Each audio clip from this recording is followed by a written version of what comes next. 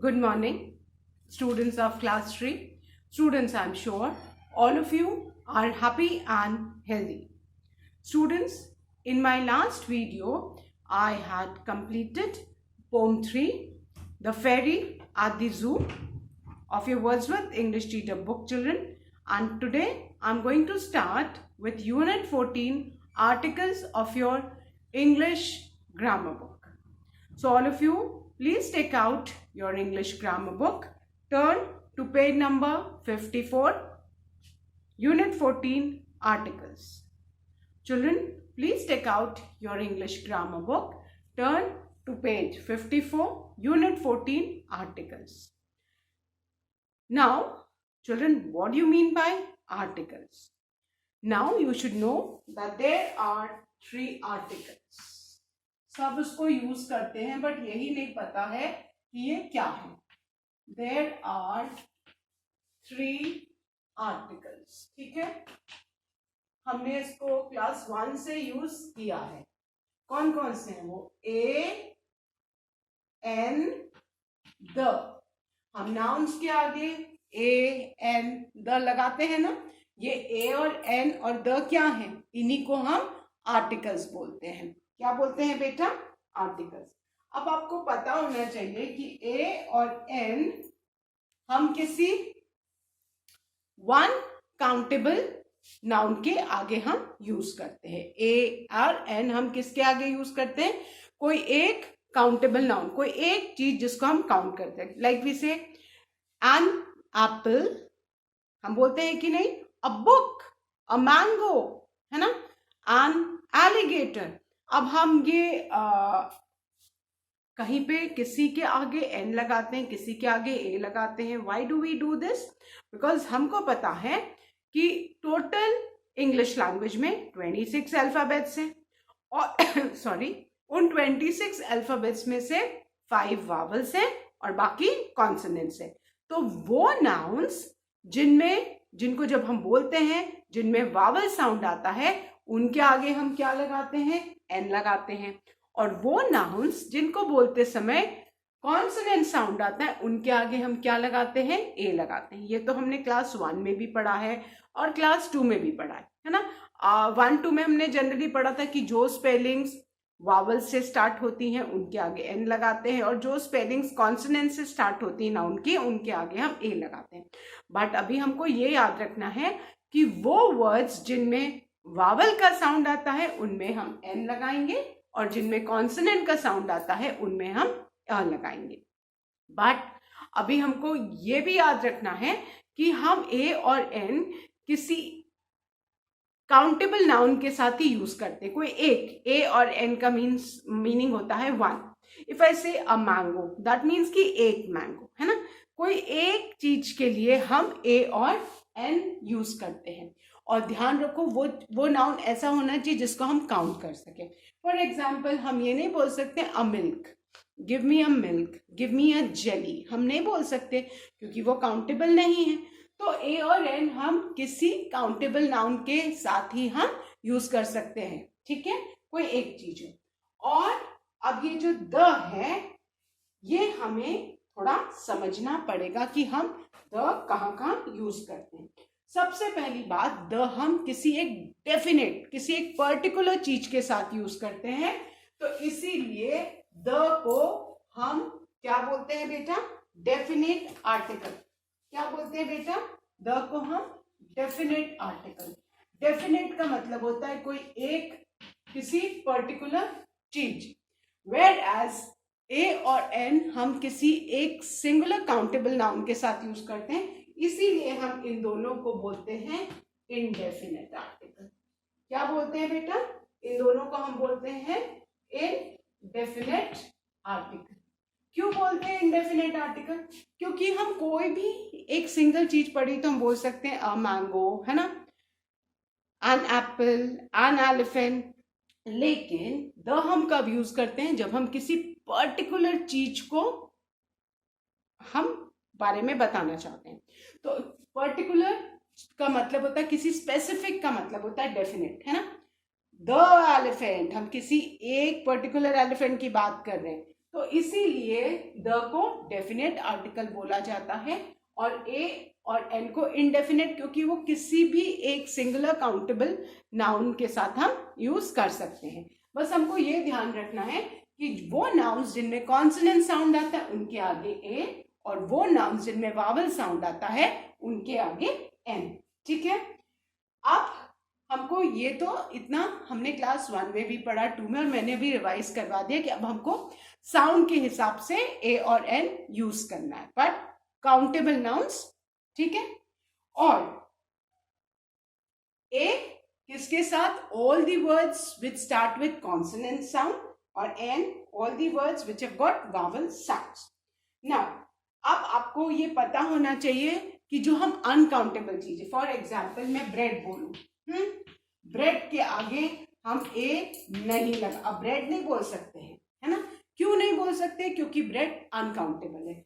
हम बोल सकते हैं अ स्लाइस ऑफ ब्रेड, हम बोलेंगे a slice of bread. Bread तो अनकाउंटेबल नाउन है ना?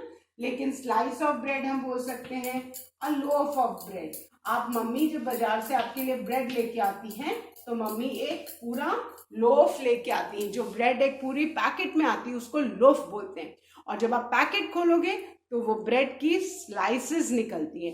तो slice of bread and loaf of bread countable है, but bread as it is countable नहीं है। क्लियर? अनकाउंटेबल नाउन्स कुछ कौन से हैं जिनको हम काउंट नहीं कर सकते? जितने भी लिक्विड्स हैं, मिल्क, जूस, टी, कॉफी, है ना, एंड जितने भी बहुत छोटे छोटे जिनके पीसेस होते हैं, फॉर एग्जाम्पल, या ग्रेन्स होते हैं, राइस, पल्सेस, शुगर, ये सब क्या है? अनकाउंटेबल, जिनको हम काउंट नहीं कर सकते। तो उनके आगे हम कभी भी ए एन नहीं लगाते, हम द लगा सकते हैं। क्लियर? नाउ अब हमको ये पता होना चाहिए, अब हमको ए और एन का यूज तो पता हो गया, लेकिन अब हम द का यूज पता करेंगे। द को डेफिनेट क्यों बोलते हैं? क्योंकि ये किसी एक पर्टिकुलर डेफिनेट चीज के लिए हम यूज करते हैं, इसीलिए द को हम डेफिनेट आर्टिकल बोलते हैं। अब आपको पता होना चाहिए कि द कहां कहां यूज होता है। ठीक है, द इज यूज्ड बिफोर, कहां पे? पहला, डेफिनेट पर्सन और थिंग, है ना? जब हम किसी पर्टिकुलर पर्सन या थिंग के बारे में बात कर रहे हैं तो हम द को यूज करते हैं। ठीक है, the is use before names of monuments, monuments के नेम्स के आगे, ठीक है, names of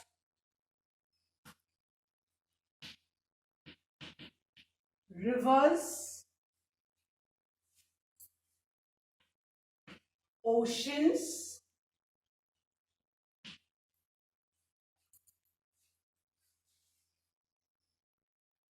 and seas.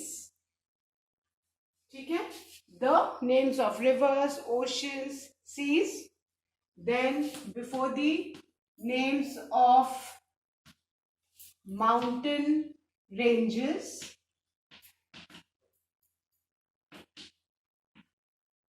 Mountain ranges के नाम के आगे हम यूज करते हैं। Then before the names of books, जितनी भी बुक्स हैं उनके नेम के आगे हम क्या यूज करते हैं? द बुक्स एंड न्यूज़पेपर्स, जितने भी न्यूज़पेपर्स हैं उनके नाम के आगे भी हम क्या लगाते हैं? The. Then names of trains, हम ट्रेन्स के नेम के आगे भी क्या लगाते हैं?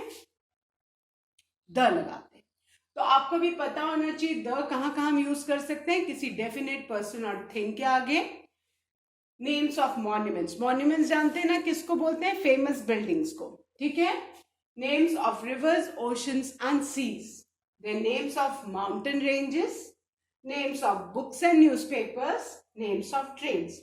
तो इन सारी चीजों के आगे हम द लगाते हैं। एंड जितने डायरेक्शंस होते हैं, and directions, the north, the south, the east, है ना, ट्रेन्स एंड डायरेक्शंस, और जितने भी यूनिक थिंग्स हैं, यूनिक का मतलब है जो एक ही हो, उसके जैसा दूसरा नहीं हो। फॉर एग्जाम्पल सन, पूरी दुनिया में सन एक ही है, तो name of unique things, the sun, the moon, the stars, the clouds, है ना, इनके जैसा दूसरा कोई नहीं है। जितने भी आपके प्लैनेट्स हैं उनके नाम के आगे हम क्या लगाएंगे, द लगाएंगे, है ना। Unique things means one of its kind, जिसके जैसा दूसरा न हो। तो अभी आपको पता होना चाहिए कि द इन सारे चीजों के नेम के आगे हम यूज करते हैं। फाइन, इसको आप कहीं अपनी नोटबुक में लिख लो सो दैट यू रिमेंबर कि हम द कहाँ कहाँ यूज करते हैं।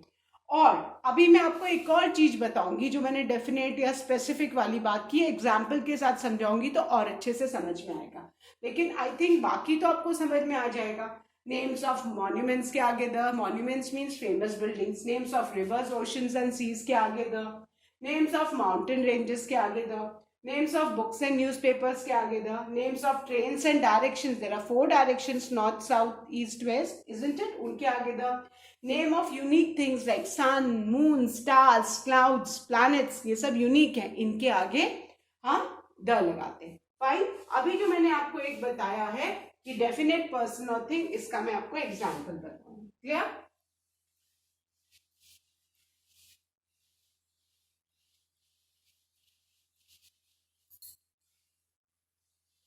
Okay,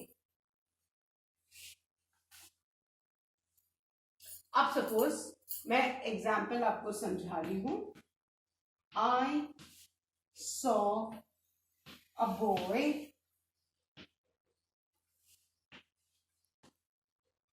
the boy was wearing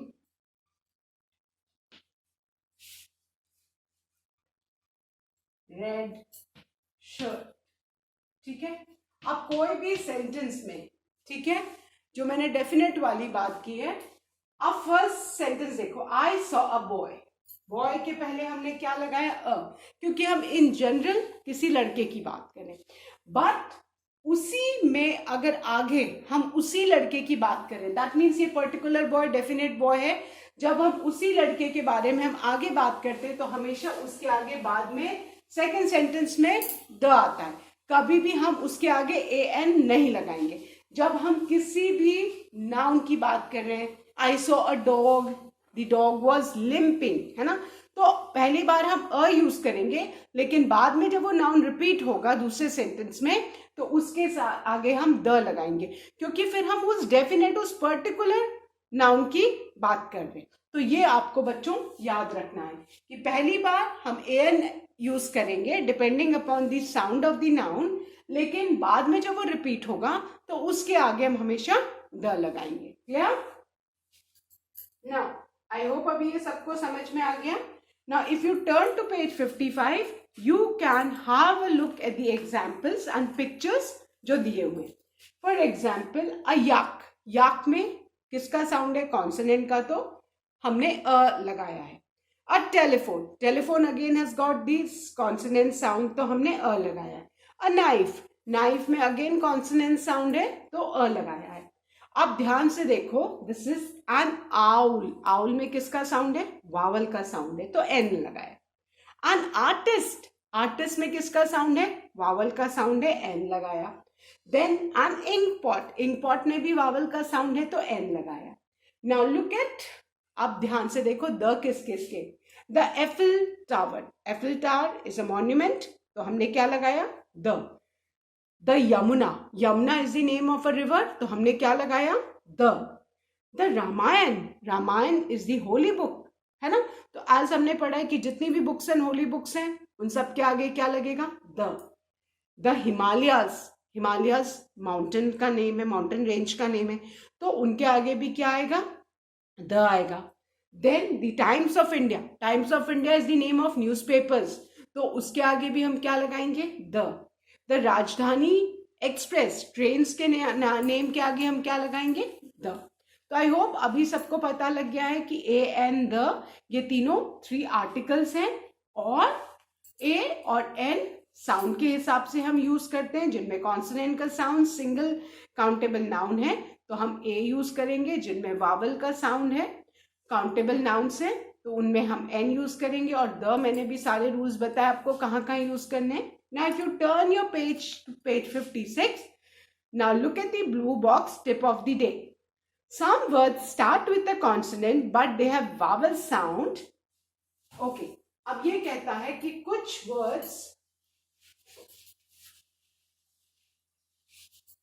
words जो हैं वो स्टार्ट होते हैं किससे? कॉन्सोनेंट से, बट उनमें किसका साउंड होता है? वावल। ठीक है, अब ये क्या है? HOUR, इसको हम प्रोनाउंस करते हैं आर। एच इसमें साइलेंट होता है, इसमें किसका साउंड आता है? ओ, आर, है ना। HOUR, आर बोलते हैं। तो अब आपको साउंड पकड़ना है, आर में किसका साउंड आया? है ना, वावल का साउंड आया। ठीक है, वावल का साउंड आया तो इसके आगे हम हमेशा एन लगाएंगे।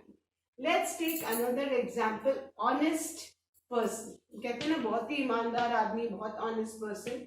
अब आप ध्यान से देखो, ऑनेस्ट, इसमें किसका साउंड आया? ओ का साउंड आया। ओ क्या है? ओ इज अगेन ओ का साउंड आ रहा है, वावल का साउंड आ रहा है, तो इसके आगे भी हम क्या लगाएंगे? An honest person. क्लियर? तो वो वर्ड्स जिनमें वावल का साउंड आ रहा है, keeping in mind though the spelling starts with the consonant but sound किसका आ रहा है? वावल का साउंड आ रहा है, उनके आगे हम एन लगाएंगे। Clear? Now another example is 1 rupee coin. ठीक है, अब आप ध्यान से देखो, ये 1 स्पेलिंग तो ओ से स्टार्ट हो रही है जो वावल है, बट जब हम इसको बोल रहे हैं तो इसमें 1 व का साउंड आ रहा है, और व क्या है? व तो कॉन्सोनेंट है, व। अगर हम इसको हिंदी में लिखेंगे तो हम 1 बोलेंगे ना, तो ये व क्या है? ये तो स्वर है ना, सॉरी ये स्वर का साउंड नहीं है, ये तो व्यंजन है। तो जिनमें भी व्यंजन का साउंड आएगा वो उनके आगे आप क्या लगाओगे बच्चों? उनके आगे आपको अ लगाना है। क्लियर? तो हम कभी भी एन 1 रुपी कॉइन नहीं बोलेंगे, हम हमेशा अ 1 रुपी कॉइन बोलेंगे। क्यों? क्योंकि हमको याद रखना है कि 1 रुपी कॉइन में जब हम 1 को प्रोनाउंस करते हैं तो व का साउंड आता है, दैट्स अ कॉन्सोनेंट साउंड, और जिन वर्ड्स में कॉन्सोनेंट का साउंड आएगा उनके आगे हम ए लगाएंगे। Let's take another example, unicorn. Unicorn पता है ना, एक इमेजिनरी क्रीचर है, जिस एक घोड़े type creature which is got wings और जिसके सिर पे एक सींग होता है, उसको यूनिकॉर्न बोलते हैं।